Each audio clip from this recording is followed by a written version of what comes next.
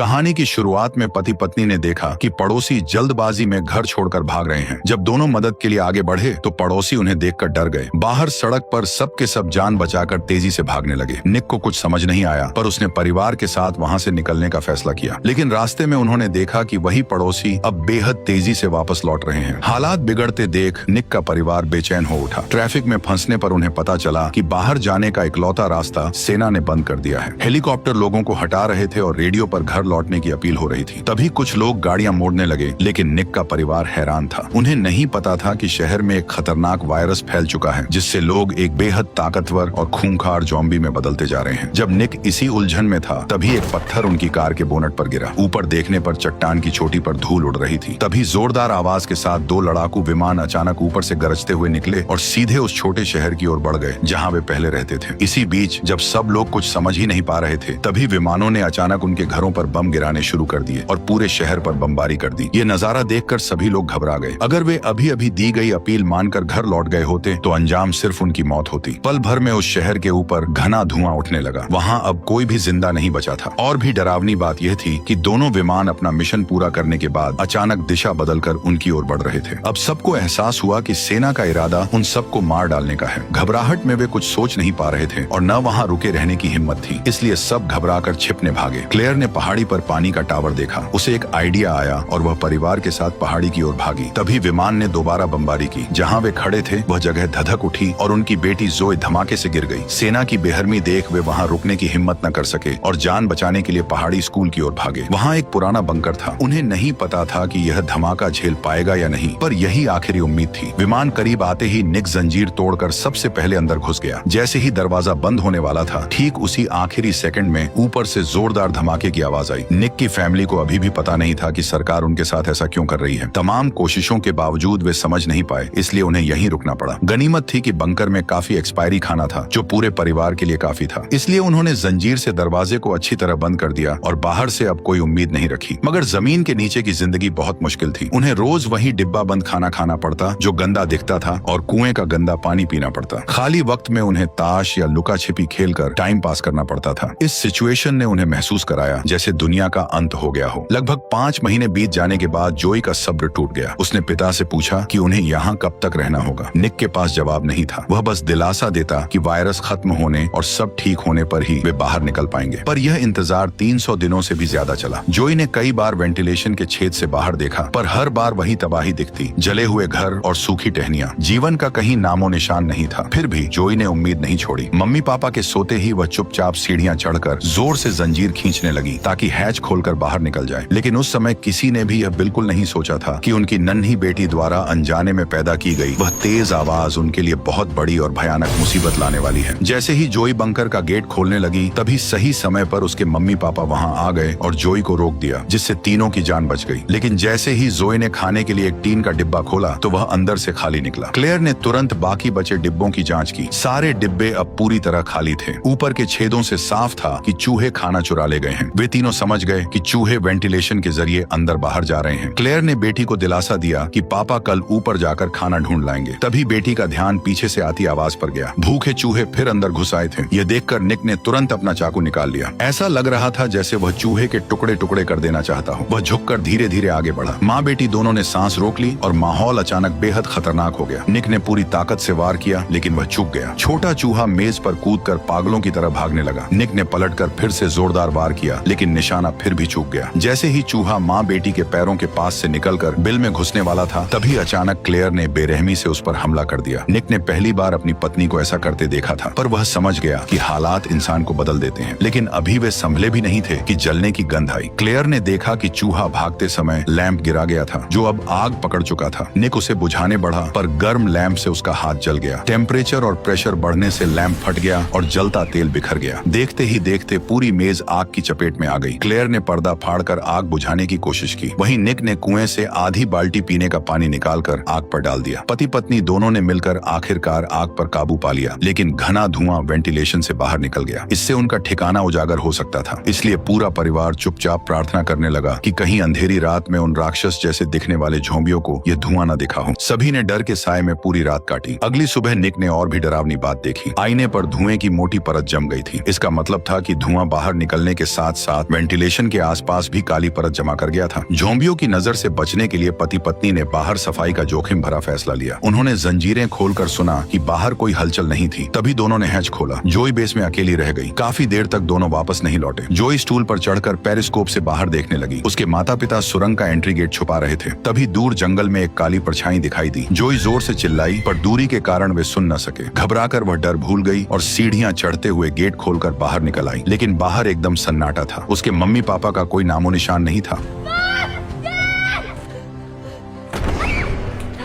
Mummy papa को जिंदा देखकर जोई खुश होने की बजाय घबराते हुए लगातार बड़बड़ाती रही। तभी अचानक जोई ने सामने की ओर इशारा किया।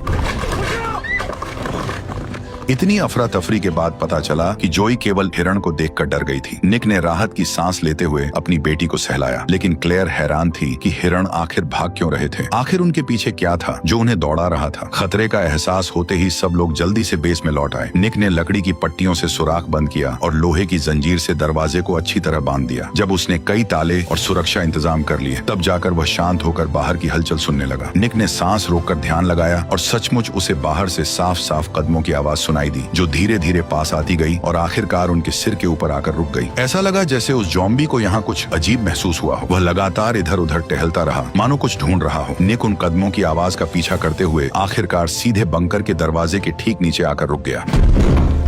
गेट के अचानक बजते ही उनके दिल में डर की लहर दौड़ गई। निक और क्लेयर प्रार्थना करने लगे कि गेट खुल न जाए। अचानक ज़ॉम्बी ने दरवाजा खींचना शुरू कर दिया। दरवाजा जंजीरों से बंधा था, लेकिन उसे रोकना नामुमकिन था। जल्द ही जंजीरें टूट गईं और दरवाजा धीरे धीरे खुलने लगा। क्लेयर ने सीढ़ियों पर चढ़कर जंजीर को थाम लिया और पूरी ताकत से उसे बंद रखने की कोशिश करने लगी। निक ने भी आखिरी पल में पानी की पाइप तोड़ दी ताकि दरवाजे को अटका सके, लेकिन जब वह ऊपर चढ़ा तब तक बहुत देर हो चुकी थी। ज़ॉम्बी ने जोर लगाकर लोहे का दरवाजा उठा दिया और उसकी सफेद चमकती आंखें पास आ गईं। निक ने लोहे की पाइप से उसके चेहरे पर जोरदार वार किया। ज़ॉम्बी को अचानक हुए इस हमले की उम्मीद नहीं थी। दर्द से वह पीछे हट गया। निक ने तुरंत लोहे की पाइप से दरवाजा अटका दिया। जब उसने कदमों की आवाज दूर जाती सुनी, तब जाकर उसने राहत की सांस ली। लेकिन वे सभी जानते थे कि इस बंकर का पता चलने के बाद और भी ज़ॉम्बी यहाँ आ जाएंगे। जल्द ही तीनों निराश होकर सीढ़ियों के पास बैठ गए, मन में थोड़ी उम्मीद लिए कि शायद वो ज़ॉम्बी हार मानकर लौट जाएंगे, लेकिन ऐसा होता नहीं दिख रहा था। करीब 20 मिनट बाद स्टोर रूम की अलमारी जोर जोर से हिलने लगी। ऊपर से भारी कदमों की अनगिनत आवाजें आने लगी और आखिरकार ज़ॉम्बियों का झुंड वहां पहुंच गया। इसके तुरंत बाद वे सभी फिर से सुरंग के एंट्री गेट पर इकट्ठा हो गए और उस मजबूत लोहे के दरवाजे पर हमला करने लगे।